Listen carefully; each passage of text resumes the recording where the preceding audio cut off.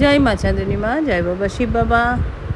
আজ আমাদের দেশে মিষ্টি দিবস, কিন্তু আমাদের বাঙালিদের মিষ্টি খেতে রোজই মিষ্টি দিবস থাকে, রোজই কিছু না কিছু পুজো থাকে, রোজই আমরা মিষ্টি খাই।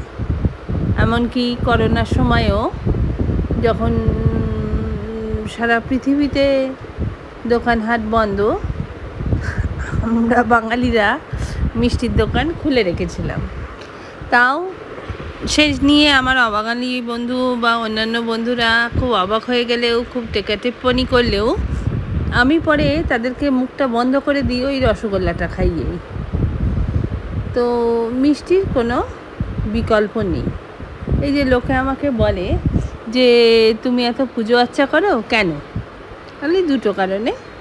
বলে কী চাও? তখন আমি বললাম সত্যি বলবো? বলো।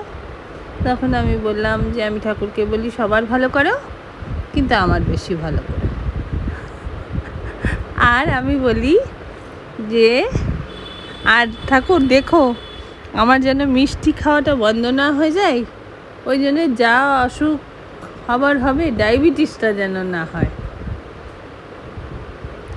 এখনও অবধি ভগবান আমাকে তথাস্তু বলেছে, আর ডাক্তারও বলেছে যে আপনার লিপিড প্রোফাইল ভীষণ ভালো, আপনি মিষ্টি খান।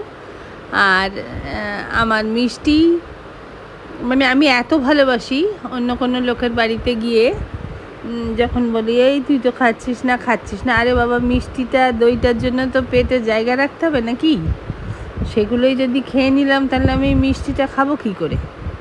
তো মিষ্টি না থাকলে আমার কারুর বাড়ি গিয়ে যতই সে খাওয়াক, মানে যতই সে প্ল্যাটার খাওয়াক, যদি তার কারুর বাড়িতে গিয়ে মিষ্টি না আমাকে খেতে দেয়, আমি খুব বিরক্ত হই। আগে আমার এখনও সেই অভ্যেসটা আছে ছোটোবেলার থেকেই, যে ঘুম থেকে উঠেই মিষ্টি খাওয়া। হ্যাঁ, তো আমার এক মাস্তুতো দাদা ছিল, তো তাদের বাড়ি, তাদের আর্থিক অবস্থাটা অত ভালো ছিল না। তো ছোটোবেলায় আমি এসব বুঝতামও না।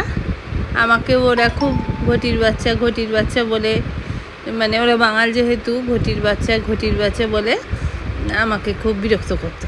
তখন আমাকে বলছে যে তুই আমাদের বাড়ি, আমি ওদের বাড়ি যেতে চাইতাম না। তখন আমি একদিনকে ওদেরকে বলেছি যে তোমরা তো এলে মিষ্টি খাওয়াতে পারো না, তোমরা তাই জন্য তোমাদের বাড়িতে আসিনি। তো এখন মনে করে আমার খুব খারাপও লাগে কথাটা, যে আমি এরকম করে কি করে বলেছিলাম, কিন্তু আমি তো ওই রকমই। হ্যাঁ, সে যাই হোক, মিষ্টি খান, মিষ্টি হাসুন, মিষ্টি কথা বলুন। জয় মিষ্টির জয়।